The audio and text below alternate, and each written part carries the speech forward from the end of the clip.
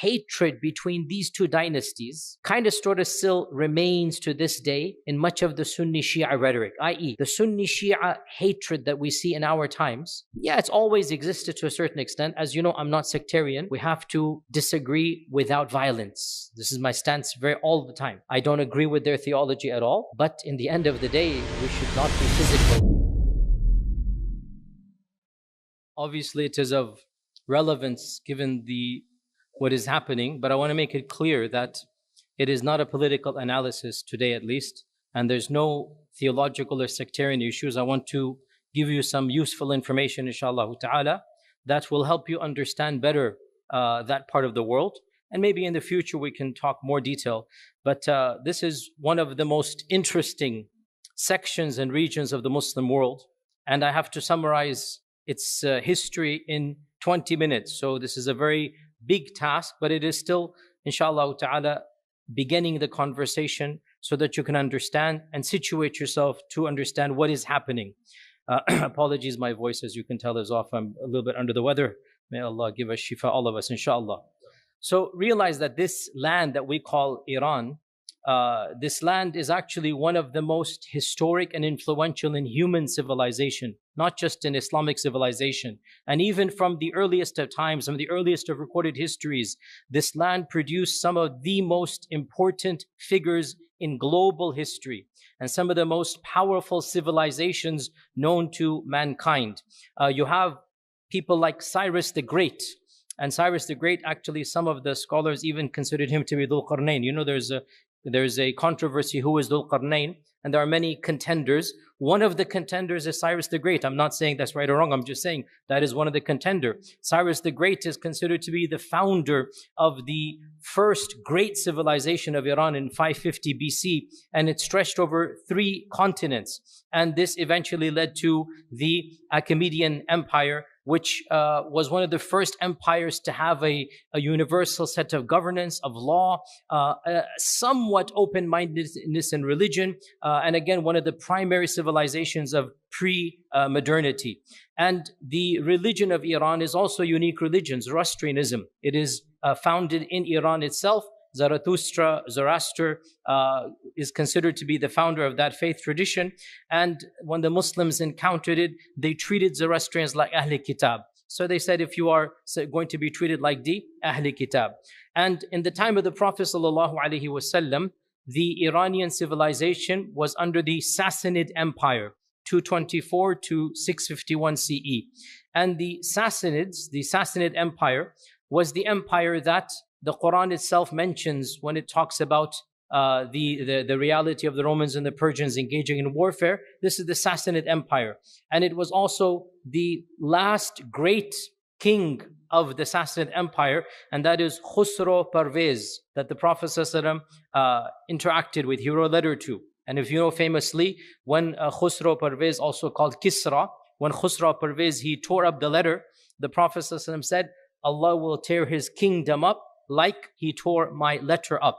And this was a prediction that proved not only to be true, but also it is an amazing reality to the end of over 1,000 years of Persian dominance. Over 1,000 years, different dynasties had ruled. And this is one of the strangest quirks of history, how such a great civilization within less than a decade crumbled. The Romans and the Persians were at war for decades, in fact, for centuries. The Byzantines and the Sassanids were at war for decades in the time of pre-Islam. They couldn't get rid of each other. A third civilization, which wasn't even known as a civilization, the Muslims, rises up, takes on simultaneously the Byzantine Empire and the Persian Empire, carves the Byzantine Empire in half and acquires it. Bilad al-Sham and Egypt and Alexandria and North Africa, this was all Byzantine lands. All the way to Andalus, it was Byzantine lands. And Islam conquers it and eliminates the Sassanid Empire in totality. There is no remnants left of that original empire. The Muslims famously conquered it. Primarily the most important battle, which should be known to all of you, at least by name, the Battle of Qadisiyah. And the primary person is Sa'd ibn Abi Waqqas, associated with the Battle of Qadisiyah. It is, in my mind, one of the most surreal moments of not just Islamic history, of history, to imagine the Sahaba themselves, the people who broke bread with the Prophet ﷺ, the people who interacted with, who fought at the Battle of Badr, who saw the time frame when Islam was almost eliminated from global history. Those same people walked in the palaces of Khusro Parvez. I mean, it is surreal to imagine. Wallahi, it is, if you understand this dynamic, it is just phenomenal to understand. And in particular, the Sahabi Salman al-Farisi, I've given a whole lecture about him. Even at Epic, I talked about this. That, to me, this is just an ayah min ayatillah. Without a doubt, this is a miracle that somebody like Salman al-Farisi, who as a Persian would never have had the pass to enter the palace. He would never have had permission. And he is appointed the governor of Persia. Unbelievable, from where to where. This is in the lifetime of the senior Sahaba. We're not talking about Andalus and China that happened in time of Tabi'un. The first batch of Sahaba, Umar ibn al-Khattab radiallahu anh, in his time frame, Qadisiyah occurs. And the Sassanid Empire is completely acquired by the Muslims. And this is without a doubt a miracle that Allah gave to the Muslims. They couldn't have done it by their numbers. They couldn't have done it by their training. They couldn't have done it by their weapons. There is no comparison. You have one of the mightiest empires known to mankind. Go read books of history. Go look at their armament and their weaponry, their ferocity. And then you have a new civilization, not even a civilization, not even known to mankind. And they take them on and they become, as they say in Arabic, khabar kana. They become something that is just found in the books of history. And so the Muslims not only acquire this land, eventually Ali radiallahu an moves his capital to this region. Remember, Iraq and Iran were basically one entire region in this time frame. The capital of the Sassanid Empire was Ctesiphon. In Arabic, it's called Madain. This is actually currently inside of the city of Baghdad. So understand that when we say Iran, we're not talking the modern country. Obviously, we're talking the civilization. And the capital is now in one of the suburbs of the modern city of Baghdad. This is where it ruled. And of course, we mean the Iranian civilization, not just the one country here. The people who spoke the language, the entire area that includes Azerbaijan and other regions, that whole region is basically the Persianate Empire. And the Umayyads then took over. And during this time frame, the conversion rate to Islam was very minimal. It's very interesting here that when the Umayyads ruled for 90 years, the Persian kingdom, or the Persian, remnants, the civilization, by and large did not embrace Islam. According to a number of surveys and studies, less than 10% embraced Islam. Why is this the case? There are a number of reasons given, but most likely, the number one reason, frankly, can be the Umayyads themselves were not encouraging conversions. And they had a very hierarchical policy. And this is well known. And when the Abbasids began their revolt, they actually allied with the Iranian converts. The Iranian converts and the other Muslim converts from non-Arab backgrounds, they were the main bulk of the Abbasid supporters. Why? Because one of the slogans of the Abbasids was that the Mawali are the non-Arab converts, are going to be treated the same as the Arabs, which is of course Islamic. The Umayyads didn't have this policy. The Umayyads had a more pre-Islamic tribal policy. So when the Abbasids came to power, and also the capital shifted, to that region as well, this is when conversion began exponentially. And this really shows you how mu'amala changes the hearts of people. Right? When did the bulk of conversion happen? It happened in the time of the Abbasids. So much so that by the end of this era, 90% of this region was Muslim. As is the case around the Muslim world, there was no forced conversion. We thank Allah, there has not been a single case of civilizational forced conversion anywhere. Whether it was in Egypt, whether it was in Andalus, in North Africa, in Bilad al-Sham, in Iran, there was never forced conversion. Yes, conversion is incentivized. Yes, you get perks, tax benefits. We're not going to deny that. But nobody's putting a sword and saying convert or die. This is just a myth. And the very fact that when the Umayyads were harsher, less conversion. When the Abbasids were nicer, more conversion. It shows you what? Conversion is coming from the heart.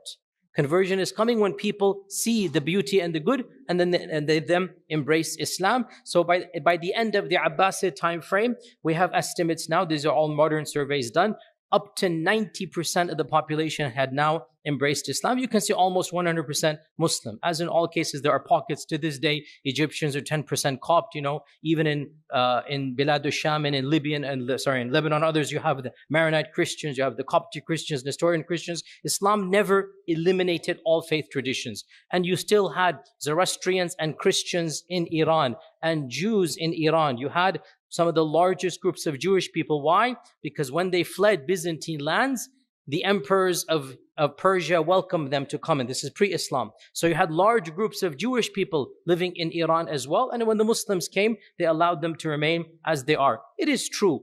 Many of them would not like this. And so they went to other places to get their taxes over. That's true.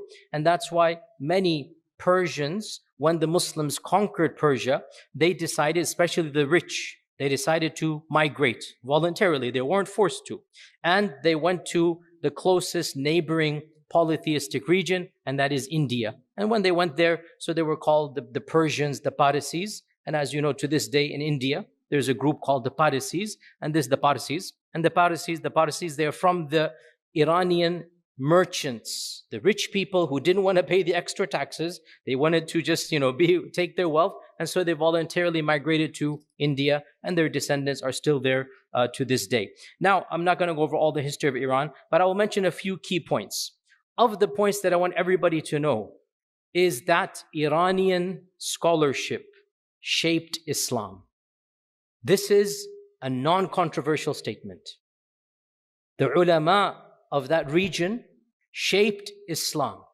They contributed unbelievably in every single discipline. And in fact, we even have prophetic ahadith that seem to indicate this.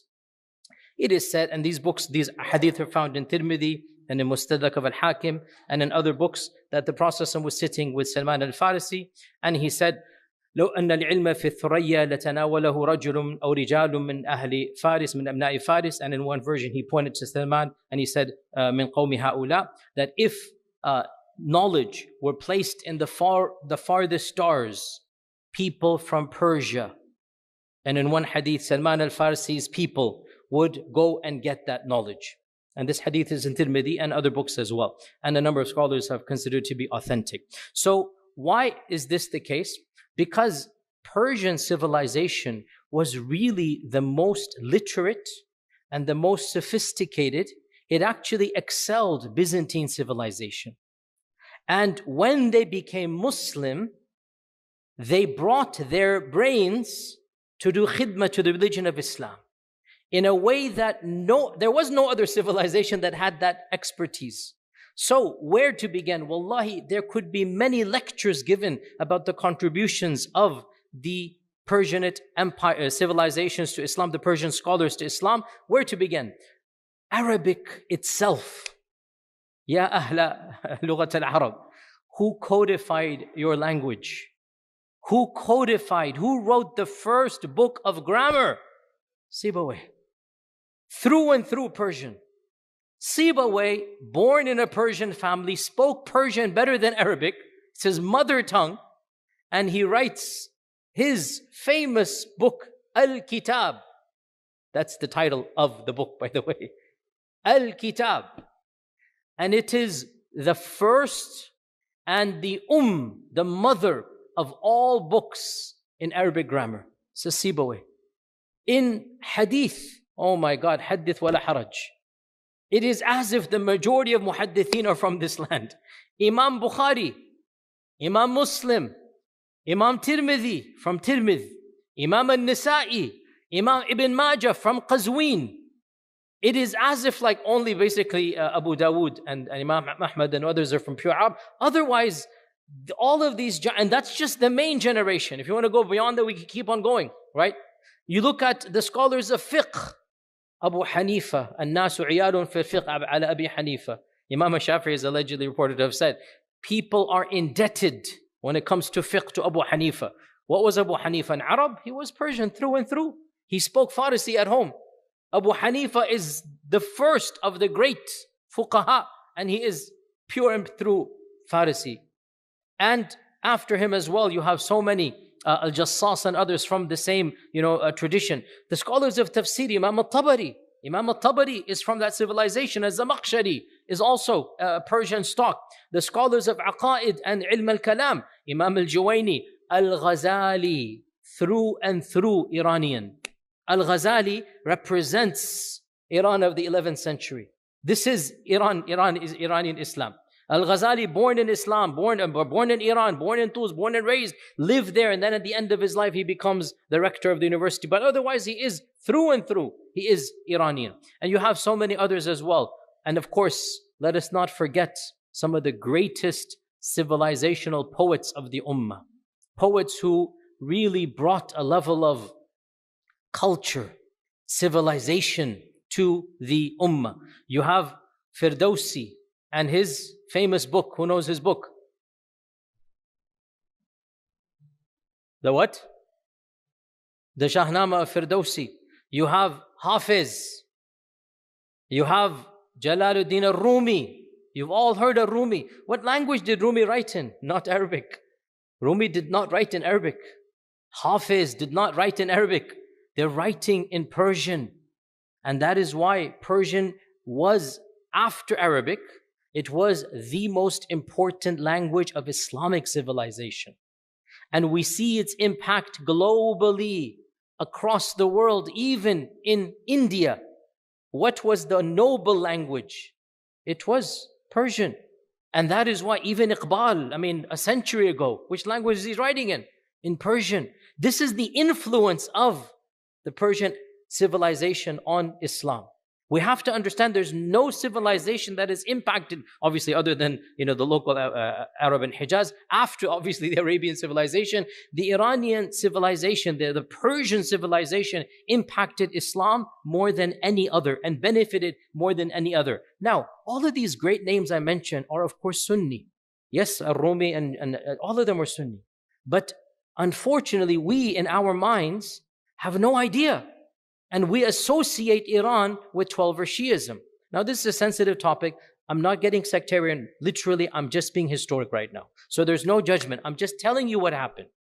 The sad reality, the average Muslim is just dismally unaware that Iran was a bastion of Sunni ilm, Sunni hadith, Sunni fiqh, Sunni tasawwuf, Sunni everything. Except recently it changed. And most people don't understand the debt we owe Iranian or Persian civilization. I just give you some of the names. There's so many more as well, by the way. So what happened? How did Iran become 12er Shia? How did that happen? And again, I'm not being sectarian. I'm just being factual right now. This is literally Allah's qadr because of one man. One man. Of course, he founded a dynasty, but it is one man. One person made this decision and enforced it. And that is Ismail as-Safavi. Ismail as-Safavi. This is the person whose name you need to know when it comes to this reality. And this is relatively yesterday, 1501 CE, 500 years ago, right? For the bulk, 1,000 years, Iran was a bastion of Sunni ilm and of Sunnism. Shi'ism was not associated with this region. It was associated in small pockets in Kufa, and in other places. There was a small area as well in Lebanon. It was associated with Tashayyu' from the beginning of time, especially Kufa. It was Eastern Iraqi phenomenon. Iran had nothing to do with 12er Shiism. It was only recently. What happened? Long story short, it's a bit complicated, but the founder of this dynasty, Ismail as-Safavi, the Safavid dynasty, actually the origins of this family have nothing to do with Iran even, believe it or not. His father, Ismail, so his father, was the founder of a messianic, cultish, extremist, Shiite, Sufi, jihadist tariqah. All of those adjectives. Literally, I'm not exaggerating. It was a bizarre cult called the Qizilbash. The Qizilbash. His father, Ismail's father, founded it. They were not mainstream 12 or Ja'faris. They were not. They were their own version of Islam. If you want to look up the Bektashis, they were similar to him. If you want to look up the Turkish Alevis, they're similar to them. These are some, just esoteric group. They're called the Ghulat groups. They're a different strand. And his father, Ismail's father, founded a messianic end of times, cultish, giving bay'ah just to me, blind following, jihadist, like we're going to fight everybody that doesn't follow us, Sufic, yes, they were in their own version Sufic, and Ghulati Shi'i order called the Qizilbash. And more, his messianic figure, people flocked to him. They would wear a bizarre turban, and that's why they got the name Qizilbash from. It's like a red turban, they would have it. And the term means red turban with 12 prongs. So Qizilbash is what they would wear. And in one of these battles, his father died. So the group took his young son and they said, you are the next Mahdi or Messianic figure because you're the son's father. You're the father of your son. So they took him far away and they protected him. They obeyed every order of his. They treated him almost like a demigod even as a child. So he grew up with these bizarre notions in his head. When you're treated like this, even as a 7, 8, 9-year-old, when you're given those, importance, he felt himself divinely, not just protected, not just guided, appointed. And there are reputable, authentic reports that indicate he felt he is the Mahdi. He felt he is the Imam al-Ghaib of the Shia. And in fact, it is quite clear, he even said he is the return of Imam Ali himself. He had these strange beliefs. So he is not mainstream 12er. He is not your traditional 12er. Shia. He is his own version. At the young age of 12, 13, whatever, he then says, Khalas, we're going to go and conquer the world. And he gathers his followers because they have put him on the pedestal. So they actually follow him through. And because they're fanatical warriors, and whatever the politics and the political situation, the weaknesses of the time, he manages to actually conquer a large, not he with his generals, with his large army, he conquers what we now consider to be the land of Iran. And when he enters the famous city of Tabriz, which is in Iran, Tabriz, when he enters Tabriz, he then announces himself for the first time in 2,000 years. The term has never been used. He says, he is the Shah of Iran. Now, who used this term in the past? No Muslim ruler. This was something Cyrus used. This is pre-Islamic. This is not something any Muslim ruler ever used. This is a term that has nothing to do with our faith. The first Shah of Iran in the Muslim time frame is this guy Ismail al-Safavi. And at the age of 14, 15, he publicly declares, from now on, we are going to have 12er Shi'ism as the state religion. His advisors said, don't do this. You're going to, the people are not Shia. This is where he said, no, Allah has sent me. I am the chosen of Allah. Allah has designated me. I am the Mahdi al-Muntadhar. I am this and that. And I will enforce 12er Shi'ism. How? This is when, again, I'm not being sectarian, but it will come off as criticism because it is criticism. What happened should not have happened. But I don't mean to inflame sectarianism simply by describing the past. One of the most brutal cases of religious forced conversion in human history took place right now. This is a reality that most people are unaware of. But it needs to be said.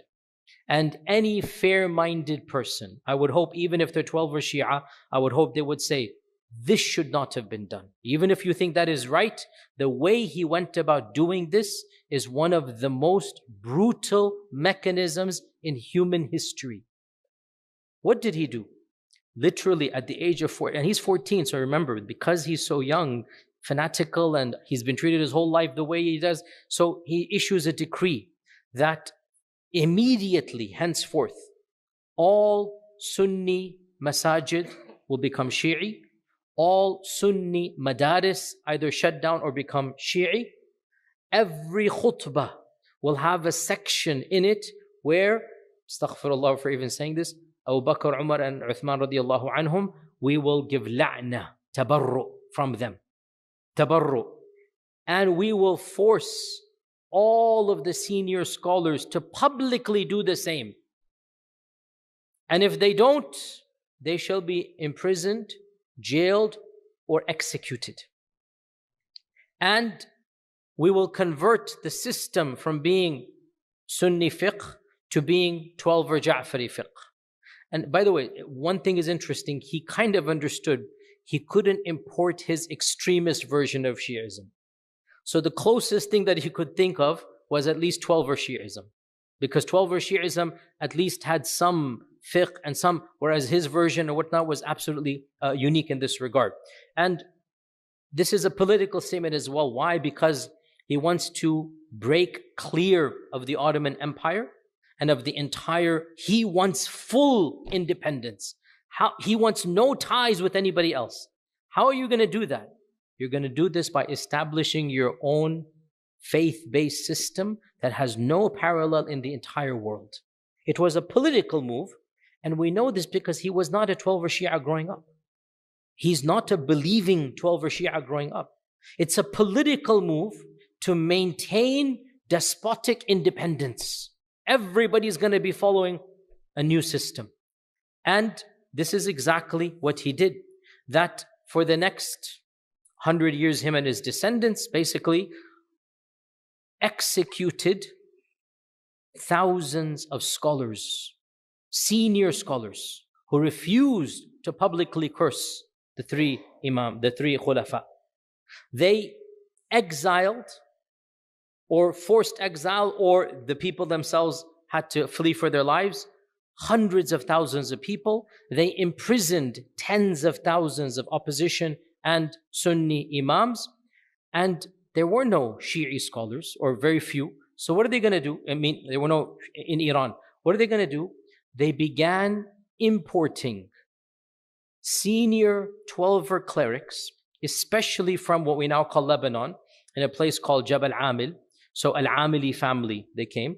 Ali al-Karaki, Zainuddin al-Amili, these are famous 12er Shia scholars of a particular strand of Shi'ism. By the way, many Sunnis are unaware, just like Sunnism, when we say Sunni, I mean, there's like a gazillion movements within Sunnism, right? Understandably, 12er Shi'ism also has many movements within it, many understandings. And so it's interesting that the version that is found in Iran basically is this type of overall fikr, which goes back to whom the Safavids imported.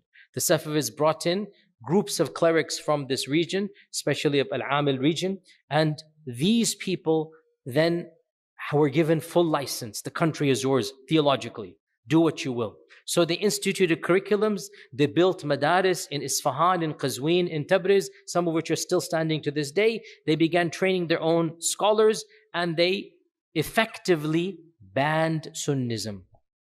One simple statistic, in 1500 CE, Shi'ism was less than 5% of Iran. Just like with every city, there must be some, less than 5%. Within 100, 150 years, Shi'ism becomes 95%. This is a simple statistic. And this should not have happened. But this is why Iran is now 12er Shi'i. Because the Safavids politically wanted to break away, and they wanted full independence, and they wanted theologically no ties with the rest of the Ummah. Understandably, the rest of the world was not happy with this, especially the Ottoman Empire. The Uthmani Khulafa were extremely incensed and enraged, and the Ottomans and the Safavids went to war multiple times. There was extreme rivalry, there was geopolitical competition, there were a number of military confrontations. Even senior famous Sulaiman al-Qanuni, others of the Ottomans, they have famously harsh remarks against the Safavids. They decried the execution of these ulama. They considered the Safavids to be like the work of the devil. And modern historians say, and there's really an element of truth, I don't mind saying this, that there's an element of truth. Modern historians and political analysts say the hatred between these two dynasties kind of sort of still remains to this day in much of the Sunni Shia rhetoric, i.e., the Sunni Shia hatred that we see in our times. Yeah, it's always existed to a certain extent. As you know, I'm not sectarian. We have to disagree without violence. This is my stance all the time. I don't agree with their theology at all, but in the end of the day, we should not be physical against another person if they're not physical with us, and we have to be careful about fomenting extra hatred. And the fact of the matter is, in many times of Islamic history, that was the reality across the world. Why is there so much animosity between modern Sunnis and Shias?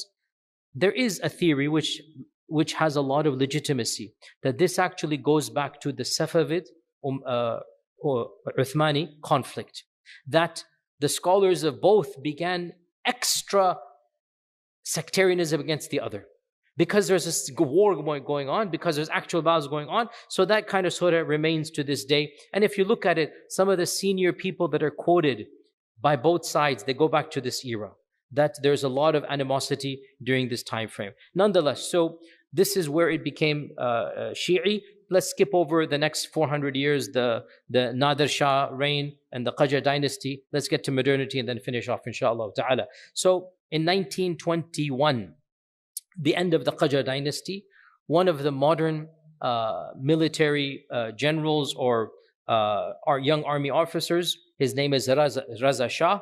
He overthrows the last of the Qajar kings and he establishes the Pahlavi, the Shah dynasty. He establishes the Pahlavi dynasty. And World War I happens, World War II happens, and in World War II era, the Iranian people, they seem to gravitate towards freedoms, democracy. They want to make the Pahlavi king nominal, just like the Queen of England, or the King of England now, and form a democracy. And that's actually what happens. They form a parliament. So the Iranian people now, there's a new excitement, there's a new world post-World War II, and they elect the only free and fair elections in the history of Iran, 1951. This is very important. The only free and fair elections where the people are voting, candidates are saying who's going to be, and they elect their prime minister, and his name is Muhammad Musaddiq. And by all accounts, Muhammad Musaddiq is without a doubt, he's very educated. He is a genuine leader who loves his people. There's no question. Go read his biography. He really wanted good for his people. And he realizes one of our biggest problems is our oil is controlled directly by British Petroleum, BP. It was called something else, but it's BP that became BP. You know, BP is the largest oil company in England, BP, right? And BP had written a contract with the king. They had not first dibs, they had full rights to the oil. They would mine, they would extract, they would purify, they would sell, and then for every dollar, a few pennies to Iran. This is blatant modern colonization that happened. Muhammad Musaddiq understood this is not going to work. You are fleecing us. You are bankrupting us. So one of the first things he does, gets rid of that contract and says to the Iranian people, this is our land, this is our oil, let's make our own company. And that's what he did. He nationalizes the oil. But you see, the superpowers don't want you to have your own wealth, do they? They don't want you to have to control your own resources. If you are not careful, they might even invade your country in the middle of the night and arrest you with your wife and drag you back here because they want your oil. But you see, back then they weren't that blunt. You would think we would learn more, but no, we're actually more blunt now. So, Mr. Winston Churchill, you've heard his name? Mr. Churchill is in charge of BP, well, England, but that is BP, right? This is the modern East India Trading Company. That's the modern version of it. Wallahi, history repeats itself over and over again. Oh, Indian, Pakistani, Bengalis, what is the East India Trading Company? It is because of that company that so much havoc and chaos exists in our world. And what was it? It was an extension of the British Parliament. That was the real British policy. Go back 300 years, the same thing. 100 years, the same thing. Instead of East India Trading Company, it's a British Petroleum. Same concept. And so, can you believe, I'm not making this up. Wallah, you think I'm going to, no, this is real. Winston Churchill calls up America, says, help me. The Iranian people have gotten rid of our monopoly on the oil. And again, this is such an interesting, I wish I could go more here. In some ways, I know this is idealistic, by and large, our country, the US of A, was by and large isolationist for much of its history. Because the founding fathers had seen what happens when you interfere in other lands. And they didn't want that. So the spirit of isolationism, that's why World War I, America had to be dragged in. They didn't want to be involved. To the very end, and even that, they say was engineered, but it is what it is, right? But during World War II, when the superpowers of Europe all crumbled, a vacuum is created. And it is that vacuum in which America now, we're seeing now, to be honest, many people are saying the decline has long begun, but that's a separate story altogether. Empires take centuries to decline, decades to collapse. And we're beginning to see this reality now. So in this point in time, America is still somewhat of a neutral player, somewhat, relatively speaking. And Winston Churchill, because of World War II, is bankrupt. He doesn't have the resources that are needed. And so America decides, in conjunction with England, that they will get Iran's oil back. How do they do this? Now, I know some of you will think I'm telling you conspiracy stories. You don't believe me? Log on to Wikipedia, very, very trustworthy source. Log on to any website, go read any academic book. I'm going to tell you the absolute truth. There is no conspiracy. In fact, the original documents are also available in this regard. World War II had seen the creation of a new entity here in America. It was called the Central Intelligence Agency, the CIA. This is brand new. World War II caused America to realize we need foreign influence. And the CIA, you should all be aware, operates outside of presidential and congressional and senatorial jurisdiction. It is not, there are no checks and balances.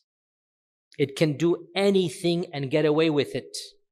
Whereas technically the FBI cannot. Technically, no organization within America can get away. You can technically, even now what we're seeing with ICE, the state is suing ICE. Minnesota is even now there's some checks and balances, right? You cannot do this to the CIA. The CIA is black box. It's its own entity. We should all know this. This is the newest American organization now, post-World War II, and I'm not making this up, the first project assigned to them: overthrow Muhammad Mossadegh and reinstall the Shah with full power. No questions asked. Get rid of democracy, get rid of the parliament, and get the oil back. This was the task handed to the CIA. I'm not making it. Go read this. And this is called Operation Ajax, AJAX. Go look this up. Operation Ajax. So, long story short, in 1951, 52, 53, all of this time frame, Operation Ajax, along with some help from the British, but this is primarily an American thing. Here's the irony. The Brits called the Americans, wanting the Americans to help to get the oil back to the Brits. But of course, when you call in the big bully wants his share. And in fact, Why would he give you any share? So I don't know how Churchill reacted when the and that, but it was not, in any case. So the CIA begins funding specific mechanisms to start fomenting the perception of hatred against Musaddiq. Again, it sounds so bizarre, but go read. This is now well known. Freedom of Information Act has made all of these documents public. By the way, who funds the CIA? Our tax dollars. Understand this point, right? Because the funding comes from American taxes, but there's no governmental oversight. There's no checks and balances. So the CIA has 10, 15 things they start doing. Of them, paying broadcasters to have their scripts of the news read rather than local journalists, i.e. controlling the media. Of them is doing things in the streets, thugs, whatnot, to destabilize civil society. Like accosting people, killing people, whatever it might be, like street crime and street harassment, so that people start thinking, Musaddiq's not doing a good job. Of them, hire, wallahi this is true, hire thousands of people with nominal fees, $5, $10, $20, to go protest in the streets against Musaddiq. I'm not saying anything about right now. I'm simply saying this is what happened in 50s. That's all I'm saying. The CIA paid people to go and protest in the streets, to create the illusion that there's a lot of anger. And what's going to happen? It's human nature, even if you are not paid. But when you see 10,000 people chanting something, they're like, yeah, maybe they're right. Yeah, and you get swept up as well, right? You create the circumstances. And in that, after, all of this, what is said and done, in the end of 1953, the Shah issues an executive order, similar to Hitler 20 years ago, in order to achieve stability, in order to shut down all of this chaos. You have to give me my rights back. I have full control. I abolished the parliament. And for the sake of your peoples, your safety, I have to be your king as a real king. And I'm going to arrest Musaddiq. I'm going to execute 2, 3, 4 people were executed, right? The other ministers, whatnot. Musaddiq dies under house arrest. They didn't actually execute because he was too popular. Believe it or not, he was so popular that they didn't actually want to execute him. So they kept him in house arrest until he died. And then from 1953 until he was deposed in 1979, the Shah of Iran, who was the son of the founder I told you about, the Pahlavi, it was his son. The Shah of Iran rules Iran with one of the most brutally repressive regimes of the last century, with direct aiding and abetting of America and England. Because why? As soon as he arrests Musaddiq, what do you think happened to the oil? BP didn't get it. Shell, Exxon became the number one extractor, refiner, and seller of Iranian oil. Politics and commerce, hand in hand. US foreign policy, multinational corporations, hand in hand, over and over and over again. Whether it's the Gulf War, whether it is then, whether it is now, there's always the two colluding together. This is the reality.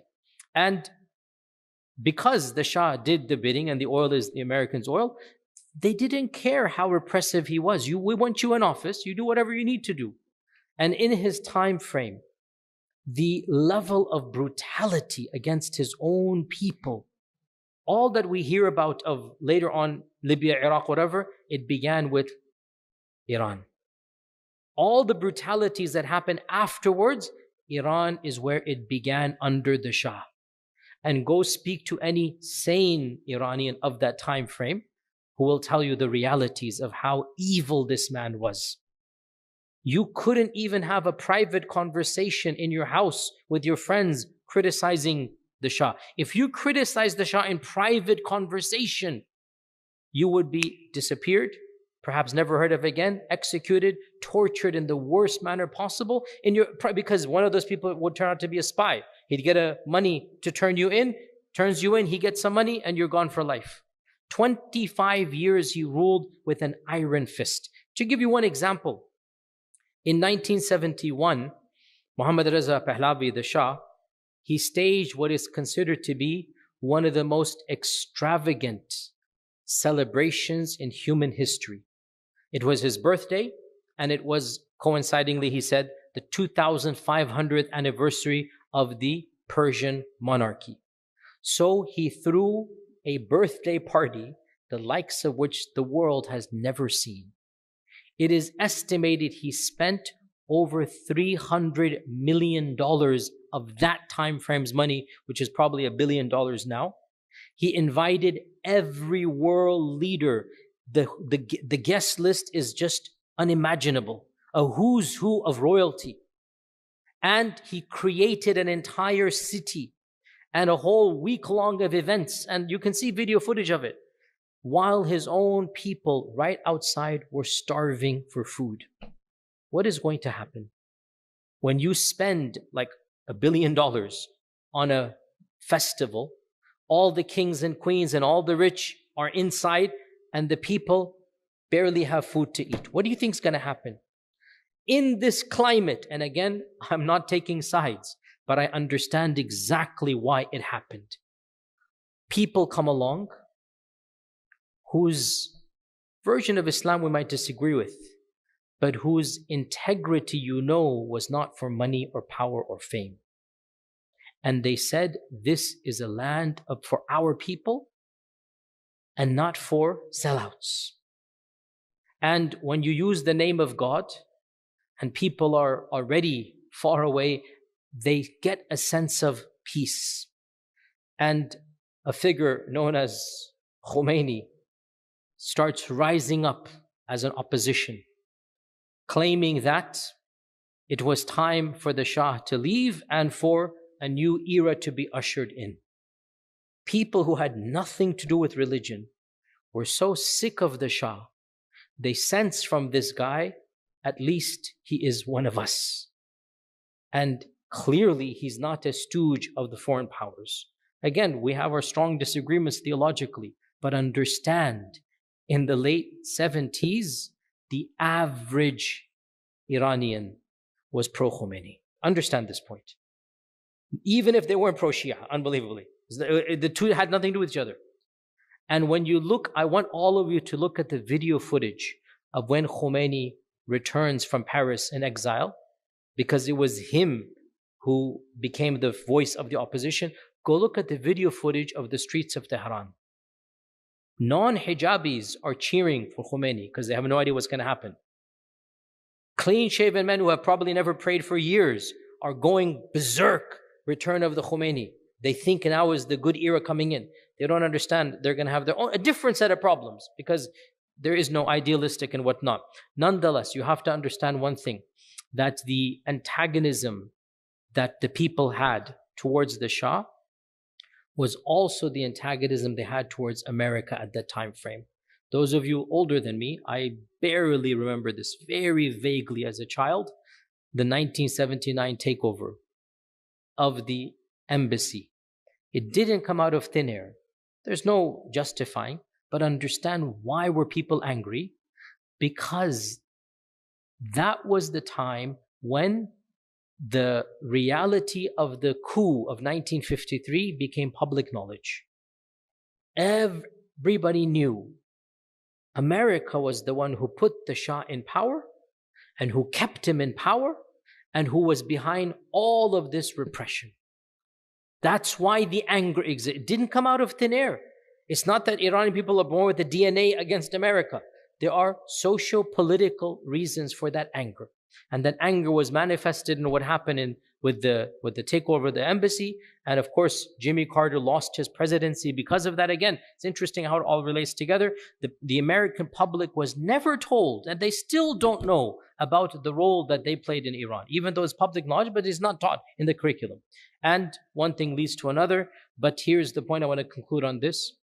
Whenever people rule in the name of Islam, their policies become equated with the religion of Islam. It is never a wise thing to do this. We see this reality around the globe, whether it's in Sunnism or it's in Shi'ism. When you rule in the name of Islam, any mistake you make is associated with the religion. And this current regime, even though without a doubt we are not sympathetic, I'm not sympathetic towards them, but what makes it more difficult is that